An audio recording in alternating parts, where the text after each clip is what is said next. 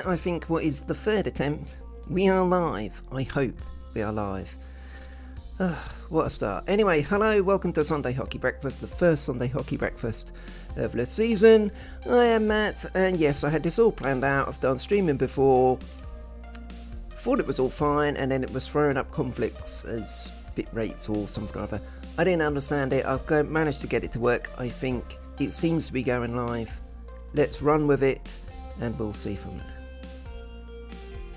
Anyways, so yes, the idea of Sunday Hockey Breakfast is just a casual, nice, easy look at all of the news from last night's games and also the last couple of days too in the NHL. And there's been plenty going on, of course, during the week with all of the fallout from the Chicago Blackhawks scandal. We won't go too much into that. A lot's been said about that over the past few days. A lot of resignations have been happened, rightfully so. But we will leave that to one side today and concentrate on the stuff on the ice, and that is very much welcome because here in the UK, I am in Norwich in England. It is a very miserable Sunday, although we've had the benefit of the clocks going back, so we've had an extra hour in bed. Frankly, you don't really want to get out of bed today because it is grey, wet, windy, the sort of day where you'd be glad if you didn't have to go anywhere. But I do have to go somewhere. I have to go to watch the football this afternoon with Norwich playing Leeds, so that's going to be another disaster probably. Anyway, let's concentrate on the hockey, shall we? There we go. We'll turn that down a little bit. And yes, as you can see over there, the big news for me is that the Edmonton Oilers won last night 2-1. Big win for the Oilers because we lost last time out against the Flyers to snap our unbeaten start to the season, so it's good to get that win straight back on the board against Vancouver. And a power play absolutely firing as always, best power play in the league, and they showed it again last night. Fogle and Draisaitl both scoring on the power play to lead the Oilers to a 2-1 victory. So there we go. Plenty of news coming through there, and I've got all the scores on the doors to the side, and we'll be going through all of those over the next 20 minutes or so, and all of the main news from the Hockey League. Now, as I said, it's been a pretty miserable morning, so I started off in the right way with my Scottish porridge oats with a bit of honey, natural sugar and all of that. I've got a cup of tea on the go as well, so I think finally, after the stress of it not working, I think we can get on with looking at some hockey. Fingers crossed. So let's start off with the results from yesterday. Let me bring up NHL.com on my thing.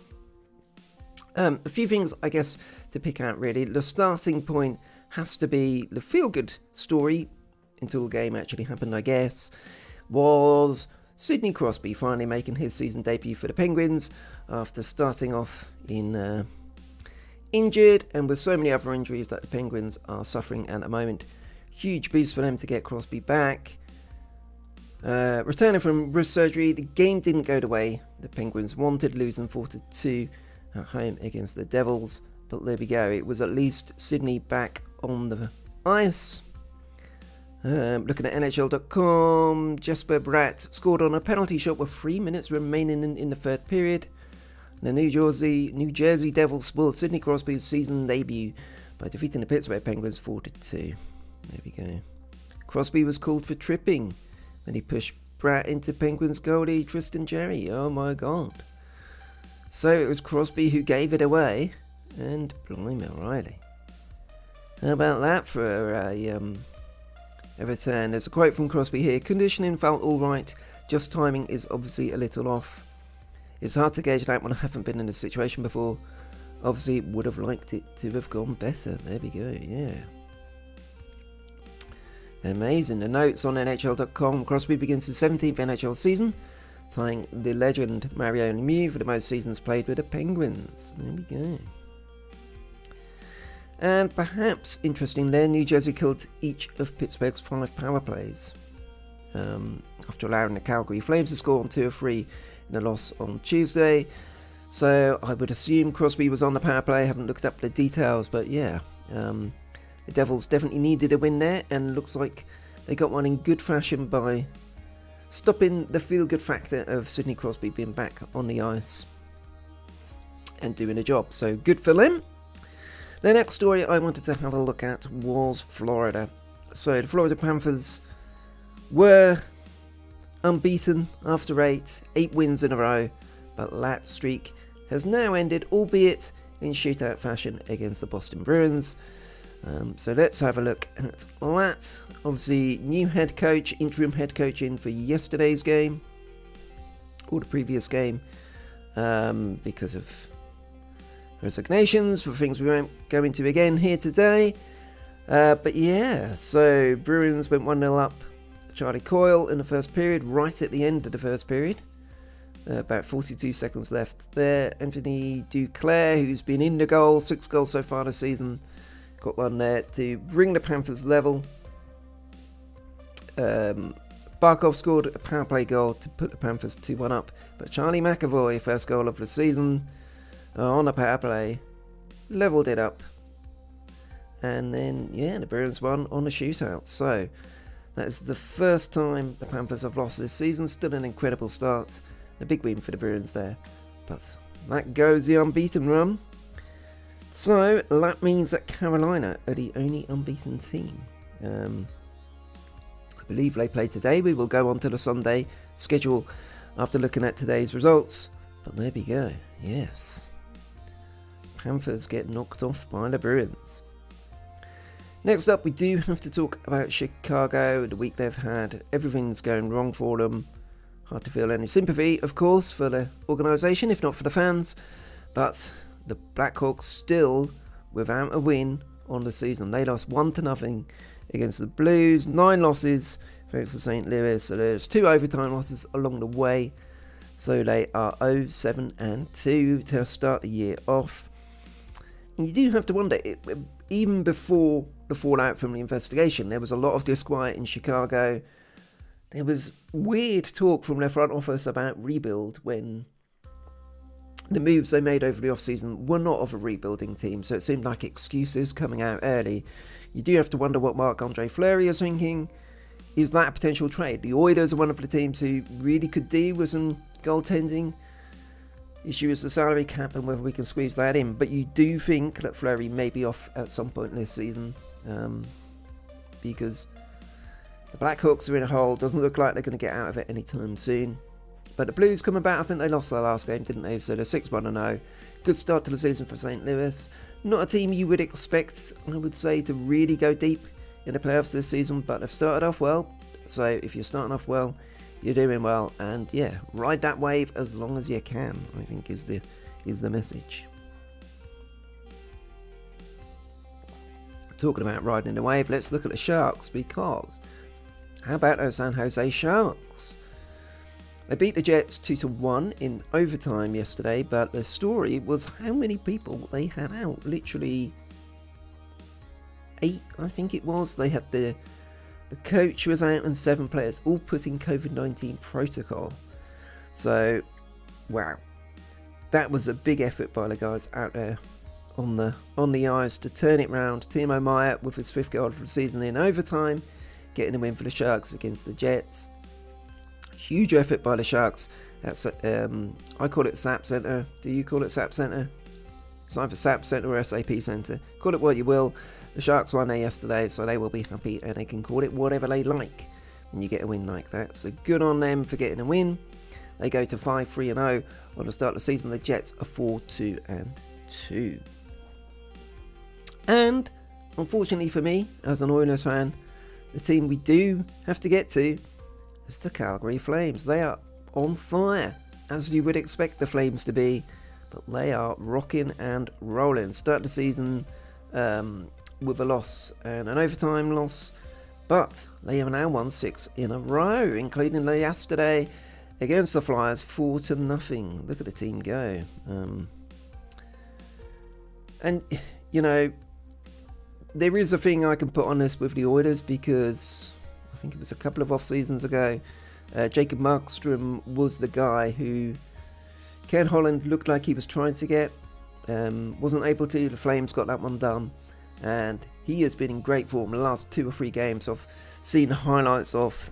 He is back, almost back to his best, you would say, and yeah, they are going well. The Flames 4-0 over the Flyers, and that's 6 wins in a row for that lot. So yes, they are going well. Let's look at all of the other results. They're there on the screen, but we will go through. So the Predators beat the Islanders 3-2 in a shootout. That was in the early game.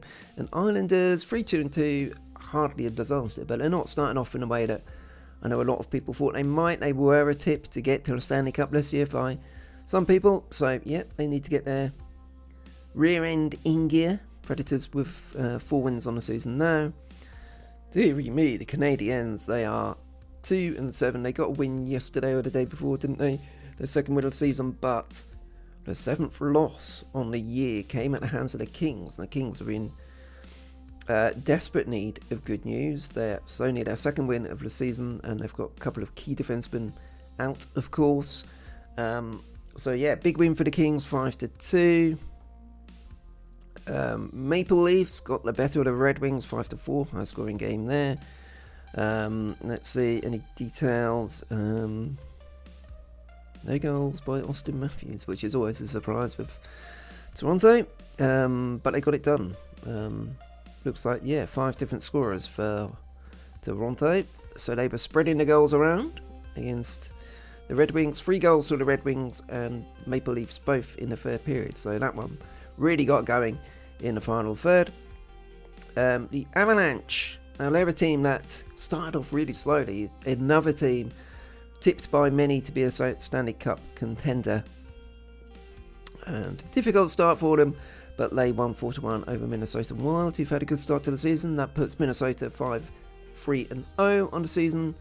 Avalanche 4-4-0. It's a 4-1 win for Colorado, so good win for them. And that is the lot, alongside the Oilers beating the Canucks 2-1. Fogle and Draisaitl on a power play to give the Oilers a 2-0 lead going into the third. Just a consolation goal right at the end with 7 seconds to go for the Canucks, but that is 6-1-0 for the Oilers. Come on, the Oil. There we go, so a good start to the season so far for the Oilers, which is what I care about. As you would have seen on the slides over here, we will be doing a well-oiled live stream on Friday nights at 9 PM, there we go, and a Wednesday wrap-up at 8 PM, so I'll be back on Wednesday looking at the games today, Monday, Tuesday, and any news that came up on the Wednesday. But there we are, we shall now have a quick little promo video, and then we will be looking ahead to the games available on Sunday.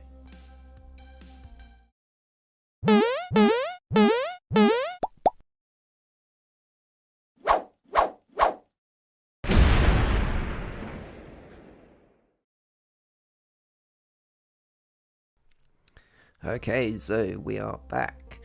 And yes, we've got a batch of games. How many have we got? 5 games today to enjoy. And most of them, or several of them in fact, are at quite a nice time for us here in the UK. So it starts off Arizona and Carolina. So, would seem a foregone conclusion, but we all know what sports are like. Arizona without a win, Carolina the only team that haven't lost this season. So, you would think an easy Hurricanes victory, but we know it doesn't always pan out that way. So that is 1 PM Eastern. Whatever that is today, with the clocks going back. It normally works it out for you, doesn't it? Hang on a second.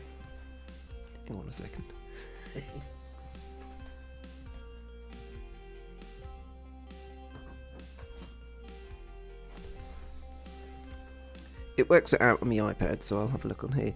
I will say it got a bit confusing last night because the Oilers game was being shown as starting at 2 AM.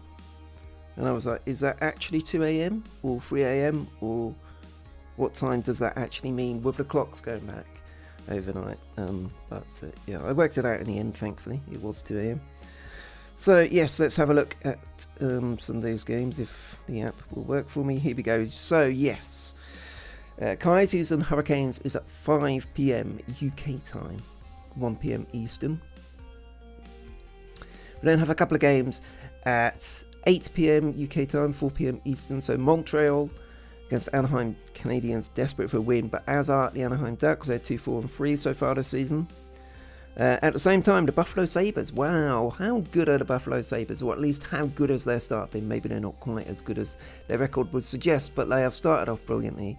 And the fact that they're unlikely to keep it up, unlikely to challenge for a playoff spot, to me that means you should enjoy it all the more right now. Enjoy it while it lasts. The Sabres 5-1-1 so far this season. They take on the LA Kings in LA. Again, that is an 8 p.m. start here in the UK, 4 p.m. Eastern. Then 1 hour later, we've got Columbus at New Jersey Devils, so that's 9 p.m. start UK time. And then the nighttime game is out there at, is it Climate Pledge Arena in Seattle, where the Kraken have won a couple of games in a row. First time back-to-back wins for them. The New York Rangers are in town. That's Climate Pledge Arena, and that is on NHL Network out there in Canada and various other places, I suspect. So Rangers 5-2-1, decent start to the season. Seattle 3-4-1, and they're going along. I know everyone wants to compare them to the Golden Knights, but I think that's unfair. They'll just look to settle in. I mean, third spot in the Pacific could be up for grabs. That's certainly true. But I would not be too disappointed if I was a Seattle fan if, he finished like 5th or 6th in the Pacific this year. I know everyone's going to compare the team to the Golden Knights, but it was a different scenario. I know Seattle talked a lot about the fact that because the other NHL teams had been through the draft situation fairly recently, they were a bit better prepared for it this time. I don't know how true that is, but yeah, it seems like Seattle took more of a stance of getting some decent pieces in without any big stars or any big names, and really look to build for the future a bit more than what the Golden Knights did. And obviously the Golden Knights have been very successful in what they've done and have picked up form recently.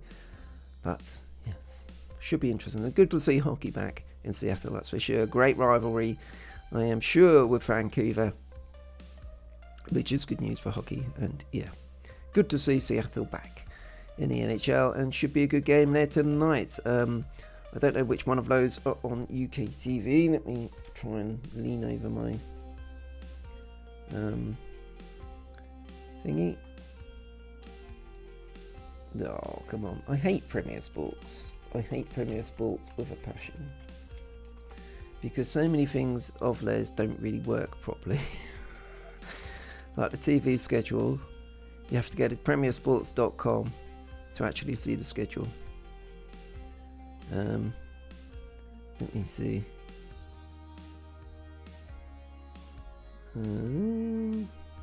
Why can't it just show me what I want to see? I hate Premier Sports.